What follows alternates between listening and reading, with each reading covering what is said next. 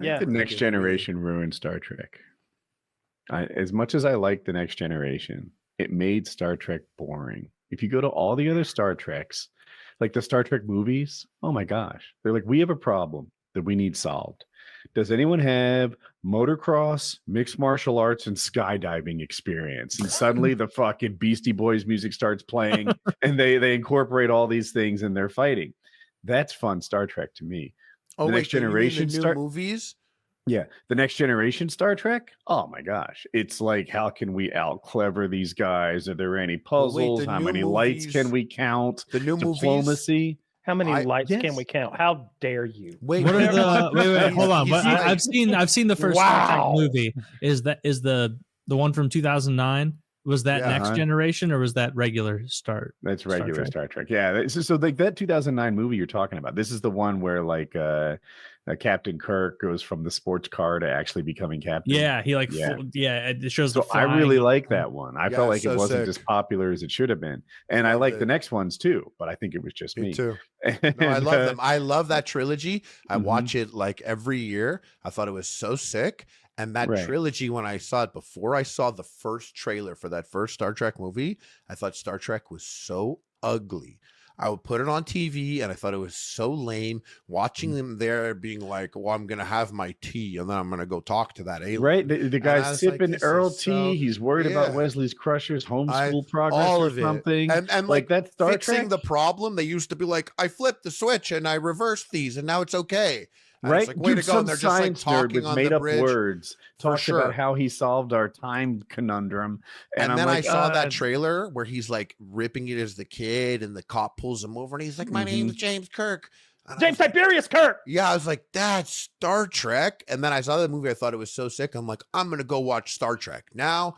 I like Star Trek, and I went and I loaded up the 1950s Star Trek, and I was like, this is 60s. So fucking stupid and ugly and shit. You can't go back to that one. I hated it. It was so bad. And then I put on Star Trek Next Generation because I'm like, let's see what all the fuss is about now with my good big brain. Now I'm smart. I can appreciate it, you know, and I put it on. And then I had to call up a friend that I just knew who I haven't spoke to forever, and his family loves Star Trek. And I called him up and I was like, dude, can I ask you a question? Why the fuck does Star Trek suck? Why does it suck? And he was like, what do you do? And I'm like, the show, the old one. He's like, yeah, that sucks. That's terrible. I'm like, but now I'm watching Next Generation. He's like, oh, it's the greatest show of all. I'm like, so why does it suck? And he was like, well, you started watching from the beginning? I was like, yeah. He's like, yeah, does Riker have a beard? And I said, no. And he's like, then the show's not good. And I was like, so when is due? He's like, just go right here. Go right here. He goes, even if you want, just watch these episodes. And he gave me like 15 How much of this show is actually good? Is most of it dog shit? Well, once I watched those 15 episodes that he gave me, I could tell you that if you're like standing on the bridge and solving shit from this bridge, and you're talking to that captain and you did it in a conversation while holding tea, is so much sicker than having to go boots on the, like, my appreciation for the whole universe is so different. When I learned the rules of things, like when I learned the prime directive, the whole concept, which they give it to you in the third one. Remember when he saves the planet and then the people are like, ooga booga, and they draw they draw the thing in the sand. Yeah. They draw the spaceship, they see it, they're like, like, that's like the biggest no-no in Star Trek universe. And I got to appreciate that more because I started to watch the show, when really in the show, they're just like, oh, we can't violate the prime directive. And it's just a sentence. Right. Like, so what happened was they started off with Star Trek The Next Generation, and they had big shoes to fill. The last of the movies were from the previous generation were happening still. And they were picking a bald captain with a French name, and he thought accent. It was weird. He was like, but look at me. When they asked Jean-Luc, he thinks of Flash Gordon. He thought he was going to wear I think they tried it with a wig. He thought he was going to have a wig. I was under the impression I'd be attractive. But the first season is the first season is genuinely garbage. On my rewatches, I always skip the first season and a little of the second season. But there are like 7 seasons of 22 episodes each. So there's plenty of good Star Trek. And there are about 15 or 20 episodes mixed in that are genuinely gold. They're really fucking good. And I like that stuff. I don't like the Star Trek shouldn't be an action movie because that's not what it is. It's not a It genre. It could be both. It can be It could be because it both. is. Because I grew up like I'm saying like that. Those movies got me into Star Trek, and there is a happy medium for sure. The where action- it fucking War it would is the be last- so awesome. So like, have you watched any Deep Space Nine? Because that's the best Mhm. track. Deep Space Nine has a war toward the end of it. That's a war where we're taking on some people from the other side of the galaxy who have like clone soldiers, and they want to exterminate us by the billions.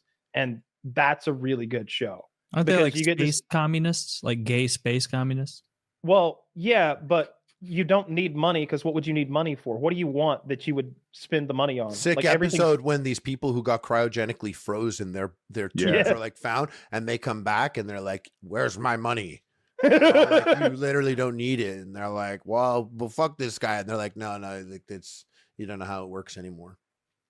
Yeah, Yeah, I they mean, there weren't are impressed with Picard because really, military careers, they're not like white collar jobs. That's sick. Like so he they had that bias. so they defeated scarcity and still found problems. well, no, the elsewhere, Federation has defeated scarcity. There are plenty of places outside their protective bubble where it's a hellscape like Star Wars. You can go Yeah. get a job if you want. Why do they care about those places then?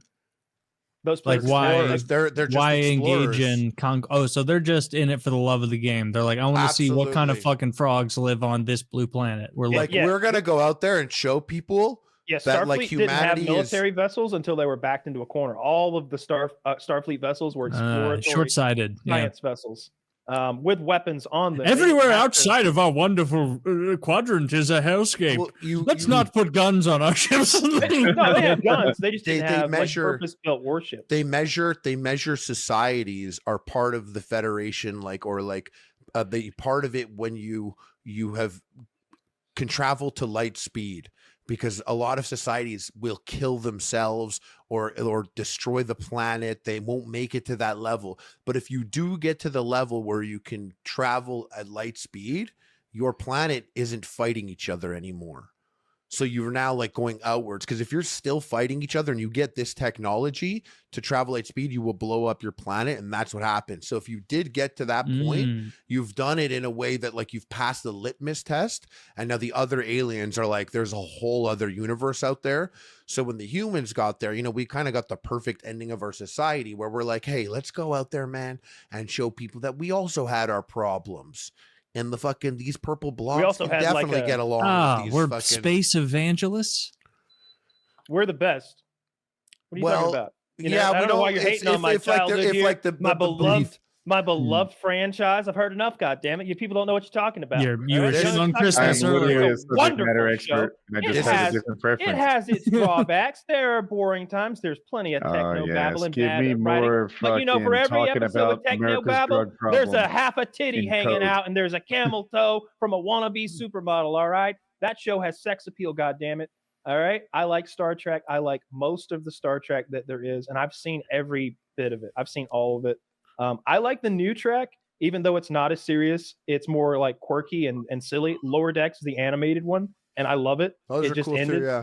And But you have to. Strange New Next Worlds. Generation is the gateway. If you can, I think Deep enjoy- Space Nine's the gateway. watch like the best episodes of Next Generation. But I got one for people even listening at home a little bit. This one right here, season 5, episode 2, Darmok. It's Yeah. a very random. What is Darmok episode. and Chalad at Tanagra. What does Yeah. what does gateway mean? Like your for- gateway drug to the rest of Star Trek. Oh, gateway. series. Sorry. Like you'll like Lower Decks, the cartoons and stuff when they reference certain things or bring back, but like this episode, season 5, episode 2, Darmok is It's all right. really fucking. Is that the one I where they love it. speak in code? Yep. Yes. They speak in metaphor. Yeah. It's Yeah. it's just such a funny. The thing is, the concept is so goofy, and the execution is so goofy, and it's carried by two fucking like incredible actors that take it dead serious. That Yep. by the time this goofy thing is done, you love this alien guy. You've gone through like what you wish movies could do this in 90 minutes, and they do it in one episode, and it's just fucking great, and it's so goofy and hilarious that it's one of the most quotable things. Like I like I give my friends something, and I'm like with Temba, his arms wide. There's this the things like it's a great Shaka when the episode. gates fell. Oh When the man, walls fell. Shaka when the walls fell. Yeah, Shaka when the walls fell. So When the walls fell, I need the Someone floor for a fucks up, second. I they're quietly like- listen a lot. Yes. The way this episode plays out is they have universal translators, but because these people don't just need a word for word translation, they speak in metaphors. So they'll say something like Shaka when the walls fell and everyone's head scratching. It means failure. Or they'll say, I can't remember all the different lines, but eventually they figure out the translation by working together as a team. And it's this sort of cooperative, feel good, problem solving thing. But it to me lacks the freaking base jumping MMA Captain fighting stuff. Yeah. Well, there is an invisible predator that they have to fight off with knives He's because right. you have so many episodes. And like, listen, you guys are right, but the thing is, it's not for me either. But this builds up a person and a character to such a crazy level of detail. Like there's one episode where he goes and they go by this like planet that was blown up. It's not there anymore. It's supposed to be there. And they bring this box on the ship and Picard looks at it and Picard falls unconscious and he wakes up on this planet and he was like, what? I'm the leader of the USS Enterprise. And they're like, his wife is like, honey, relax. It was a bad dream. You're freaking out. And he was like, no, I was the leader of the USS Enterprise. And she was like, no. Like you're making it up. Exactly. You're So Tovin, the merchant. He lives this life like, and he was like, I still can't, like, it's like 20 years later. He's like, I can't believe I had that previous, like, I don't know what it was. I love you. You know, this was such a great life.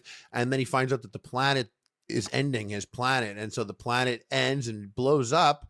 And then he wakes up on the starship and it was 10 minutes have passed.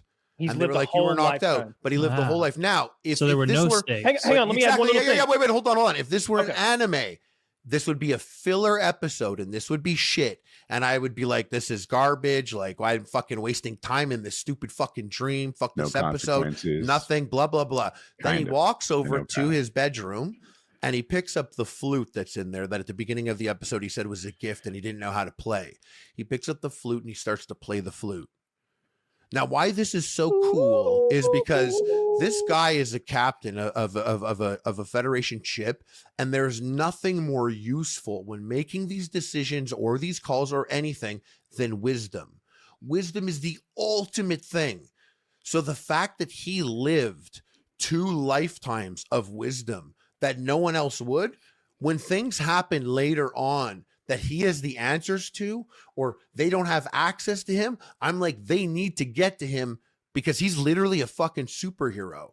He's lived 2 lives. And so like this little stupid filler episode that I would have hated built the character up. Now for me, but for gay people, the fact that he loves theater and he knows was he gay in his second life? That he should have been because otherwise I have a tremendous craving for cock. When he wakes up, he just wants to fuck. Dude.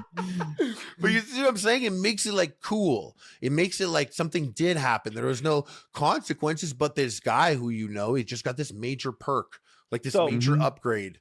So I like that all the captains are different and they've all got their nuances. But they didn't acknowledge that it's cool yet. They could play the fucking flute. Can they acknowledge that it's fucking cool? Kyle, I scrubbed through this link you had, which is like Patrick Stewart in a Nazi movie. It's good. There's not a single Nazi in the whole trailer that is balder than Patrick Stewart. I know. Well, like, you know what I mean. That's a good if you're movie, gonna go 10 on 10, love this movie. Incredible movie. Yeah, it's a really good movie. If you go to Deep Space Nine, like they do a bridge over episode between TNG and Deep Space Nine, where Captain Picard is delivering some people to Deep Space Nine, and he has a meeting with the captain or the commander at the time of Deep Space Nine, who will be the captain of Deep Space Nine, Benjamin Sisko. Well, what Picard doesn't know is why their meeting is so tense and why Sisko is staring at him with daggers in his eyes and hate. And because Picard was taken over by the Borg, and the Borg invaded and they killed tens of thousands of people. They destroyed a bunch of ships, and Benjamin Sisko's wife was on one of those ships, and he watched her burn alive. He's like, you burnt my wife alive. We're not going to be chill. I don't really want this job, by the way. And Picard's like... So it gives you crazy perspective on the grand scope of it all. Yeah, it's cool. Yeah, I love the Star Trek stuff. You're right. These guys don't know what they're talking about. You're right.